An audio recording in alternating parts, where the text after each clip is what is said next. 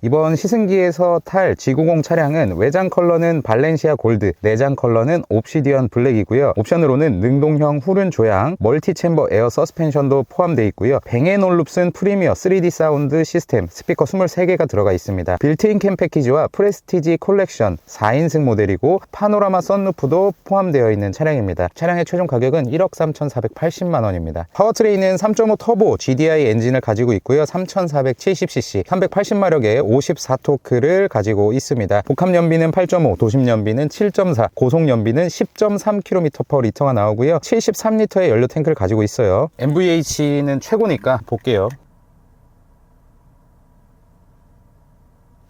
이 옆에가 바로 도로고 차가 많이 다님에도 불구하고 아무 소리도 들리지 않습니다. 39.9에서 40dB 정도 되는 것 같은데 공조기도 현재 22도 오토로 틀어져 있는 상태를 감안하면 엄청나게 조용한 거예요. 뱅앤올룹슨 한번 틀어볼게요. 제가 그때 시승기 가가지고 저작권 때문에 뱅앤올룹슨을 못 틀어가지고, 자, 우선 일반 모드.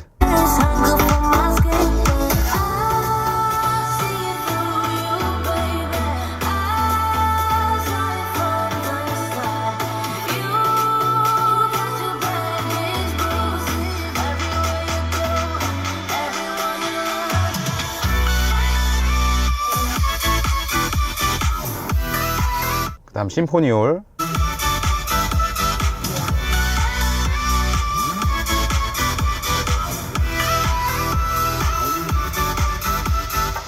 뱅앤올룹슨 홈.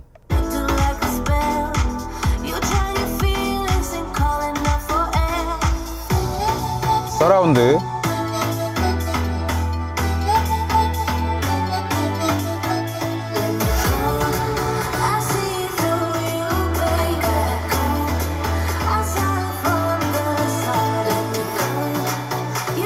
여기까지 듣고, 외장 디자인 느낌이나 뭐 내장 이런 것들은 다른 분들이 많이 하셨어요. 그리고 고스트 도어 클로징도 뭐 당근 넣고 바나나 넣고 많은 분들이 하셨고, 그냥 저는 타보면서 어떤 느낌인지, 전문가도 아니고요, 정말 일반인의 느낌으로 말씀을 드리는 거니까 그런 거는 감안해 주셨으면 좋겠고요. 우선 이 차를 구매하실 때 할부를 쓰실지는 모르겠어요. 근데 할부로 구매하실 분들은 영상 더보기란이나 고정 댓글에 보면 여러분들이 받아가실 수 있는 혜택, 좋은 정보 있으니까 꼭 한번 확인을 해 주시기 바랍니다. 우선 제일 궁금해 하실 만한 게 승차감이잖아요. 근데 저는 도대체 이 급에서도 승차감이 안 좋다라고 하면은 어떤 차가 승차감이 좋은 차인지 모르겠어요. S클래스를 타본 적이 없습니다. 궁금하긴 해요. S클래스랑 비교를 많이 하시던데 요즘에 S클래스를 가지고 계신 분들이 많다 보니까 그런 유튜버 분들은 직접 비교가 가능하지만 저는 개인적으로 타본 적이 없기 때문에 직접 비교는 불가능합니다. 그런 직접 비교를 원하시면은 다른 유튜버 분들의 영상을 좀 보셨으면 좋겠고요. 에어 서스펜션에 대한 얘기가 많더라고요. 이 차량은 멀티 챔버 에어 서스펜션이 달려있죠. 옵션이고요. 제가 알기로는 틀릴 수도 있어요.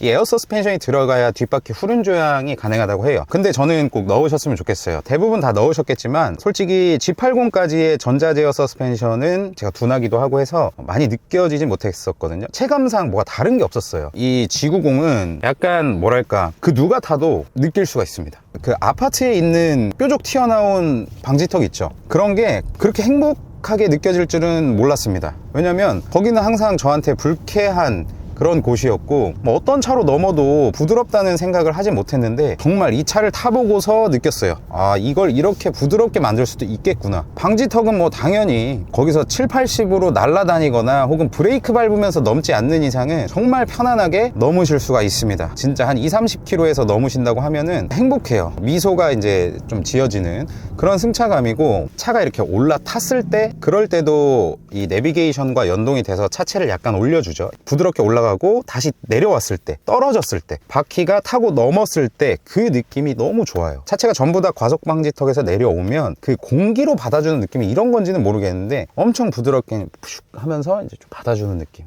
마이바흐나 이런 데 들어간 이 액티브 바디 컨트롤, 그거보다는 아니라는 평이 많더라고요. 근데 타보질 못해가지고. 다만 일반인 기준에서 타보면은 너무 좋습니다.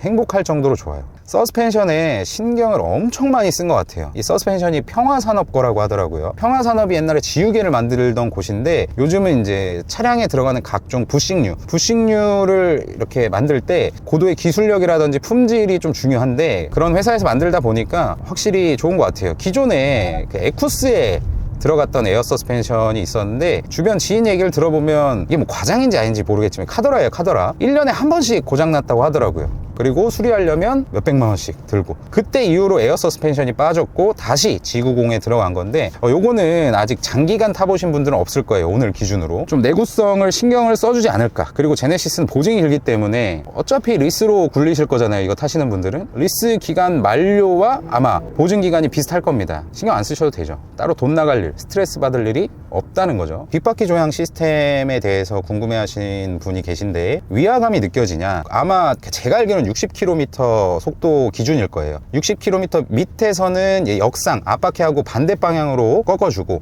60km가 넘어가면 이제 동상 앞바퀴하고 같은 방향으로 꺾어가지고 조금 더 조향을 쉽게 할 수 있도록, 조향 느낌이 좋도록 이렇게 하는 건데, 저는 개인적으로 위화감이라고 느껴지진 않는 것 같아요. 이질감이 느껴진다거나 불쾌하다거나 그런 거는 느끼지 못하겠습니다. 이게 전륜만 돌아가는 차들을 타보시다가 후륜 조향되는 차들을 타보시면 느낌이 이상합니다. 원래 좀 이상해요. 어떤 차를 타도 분명히 앞바퀴만 돌아서 뒤가 따라가야 되는데 뒤도 이렇게 같이 돌아가는 것처럼 느껴지다 보니까 그런 부분들이 좀 있는 것 같아요. 근데 한 일주일만 타보셔도 적응이 다 됩니다. 오토홀드 했을 때 정차 시에는 엔진이 꺼지도록 아이들링 스탑이 켜져 있습니다. 다시 출발할 때 엔진 시동음은 들리지만 이쪽 스티어링 휠, 핸들이나 시트에는 전혀 진동이 느껴지진 않아요. 시트 얘기가 나와서 말인데, 나파 가죽이거든요. 고급스러워요. 클팅도 그렇고 진짜 고급스럽습니다. 나파 가죽 특성상 좀 울음이 있을 수는 있거든요. 그거는 가죽의 특성이지 그걸 가지고 컴플레인을 심하게 걸 거는 아니니까 이런 거는 한번 참고를 해주셨으면 좋겠어요. 나파 가죽 특성상 그렇습니다. 버튼 조작 편의성 말씀드리면, 제네시스는 어떤 차를 타도요 잘 돼 있어요. 이 버튼 배열 같은 게 엄청 잘 돼 있고,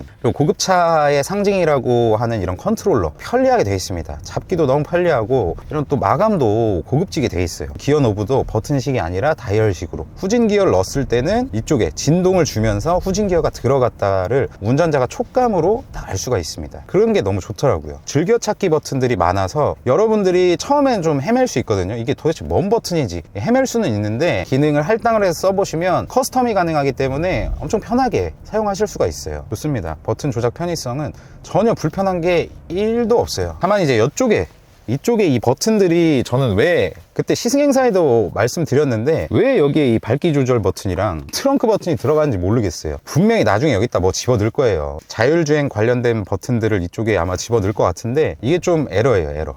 제가 생각하기에는. 나머지는 다 좋습니다.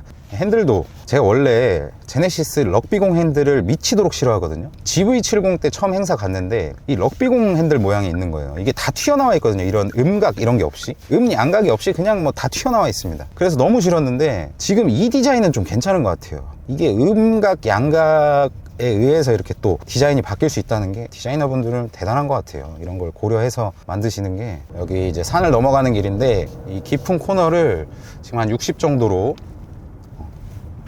쓱 틀어보면 차가 기울어지지가 않아요. 땡땡하게 잡아주는 느낌입니다. 원래 이 정도면은 차가 이렇게 기울어질만 하거든요. 이런 느낌이 너무 좋죠. 딱 잡아주는 이런 느낌. 그리고 핸들을 딱 돌리면은 즉각적으로, 막 스포츠성이 깊은 차량들은 즉각적으로 차 앞쪽이 막 팍팍 돌아가잖아요.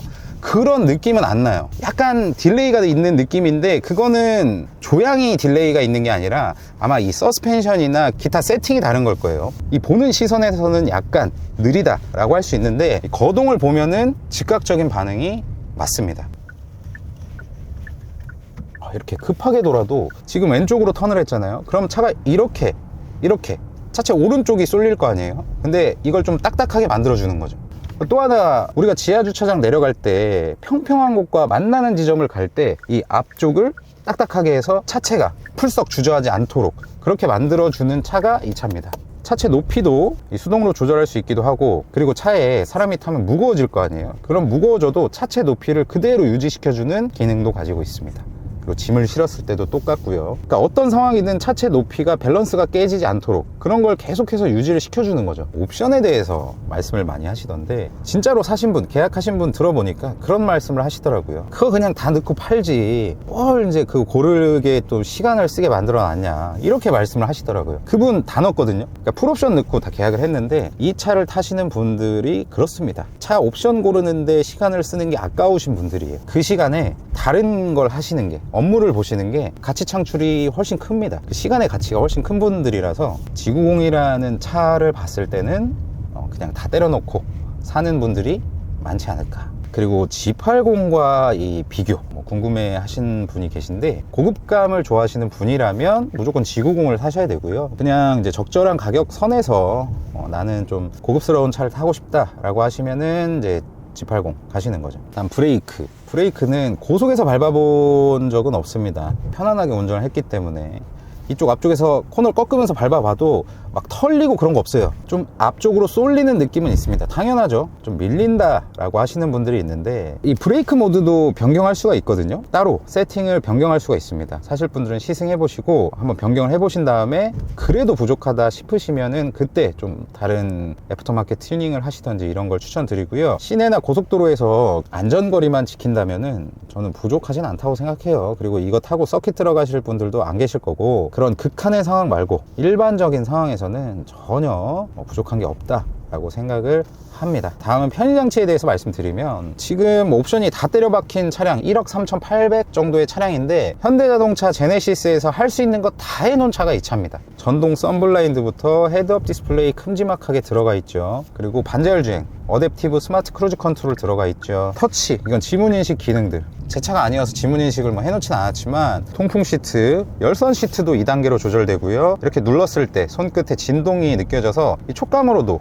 이게 눌렸는지 알 수가 있습니다. 썬루프 같은 경우도 1, 2열이 나눠서 있고요. 그리고 자동문 들어가면 끝난 거 아닙니까? 그리고 소프트 도어 클로징 다 들어갔고, 편의장치는 이제 국산차를 진짜 따라올 수가 없어요. 굿이다, 100점 중에 100점이다 라고 말씀드릴 수가 있습니다. 너무 많아가지고 조금 이제 설명드리기가 힘든데, 한 가지 아쉬운 거는 이 HDA 고속도로 주행 보조를 켰을 때, 어댑티브 크루즈 컨트롤을 자동차 전용도로나 고속도로에서 켰을 때 헤드업 디스플레이에 나타나는 차 모양이 있거든요. 그거를 BMW처럼 좀 차 모양으로 해줬으면 어떨까. 그냥 아직도 박스로 나옵니다. GV60부터 똑같아요. 이거는 개선할 만한 부분이 아닌가, 이렇게 생각을 하는 편입니다. 다음 고속도로 주행 보조 장치 한번 보겠습니다.